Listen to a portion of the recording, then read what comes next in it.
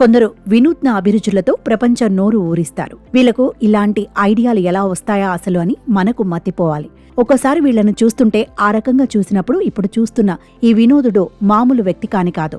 ఈయనగారు ఈ భూమిపై ఏకంగా 400కు పైగా రకాల అరటిపళ్లు పండించి అరటి లోకంలో సూపర్గా మన లోకంలో బనానా మ్యాన్గా నిలిచిపాడు.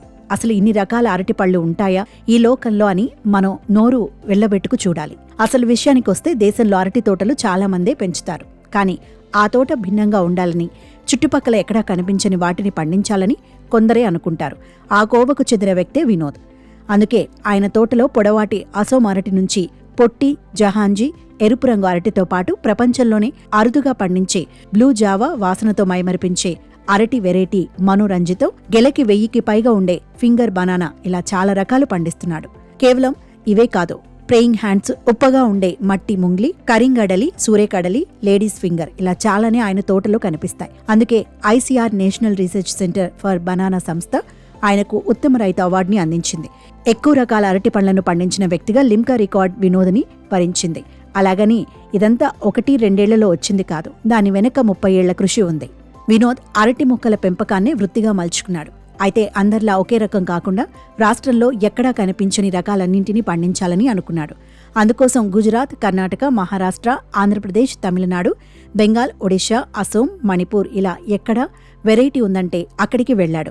ఆయా ప్రాంతాల్లోని హార్టికల్చర్ విభాగాల్ని, యూనివర్సిటీల్ని పలకరించాడు. అయితే వెరైటీల గురించి సమాచారం ఇవ్వడానికి చాలా మంది సహకరించలేదు.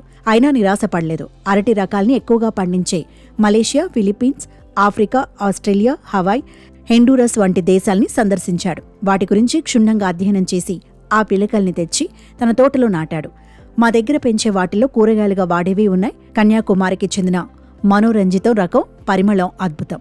ఆ వాసన కోసమే ఒకప్పుడు వేడుకల సమయాల్లో ఈ గెలను గుమ్మానికి వేలాడదీసేవారట. బ్లూ జావా ఐస్ క్రీం రుచిని మరపిస్తుంది. అరటి పండులో ఐస్ క్రీం పోసి అమ్మేయడం అంటే ఇదేనేమో. ఇకపోతే ఈ ఆనంద్ మోందన్ గెల ఒక్కటి 30 కుటుంబాలకి సరిపోతుంది. అసోం రకంలో గింజలు ఉంటాయి. అయితే అన్ని పోషకాలతో నిండినవే అంటాడు వినోద్. అంతేకాదు, ఆదాయం కోసం కాకుండా అరటి పండ్ల మీద ఉన్న ఇష్టంతోనే తాను ఈ రకాలన్నీ సేకరించానని చెప్పే వినోద్ను తెలిసిన వాళ్లంతా బనానా మ్యాన్ అని పిలుస్తారట. అది విన్నప్పుడల్లా నాకు గర్వంగా అనిపిస్తుంది అంటాడాయన. అవును మరి, 1-2 430 రకాల అరటి రకాల్ని పెంచడం అంత ఈజీ అయితే కాదుగా మరి.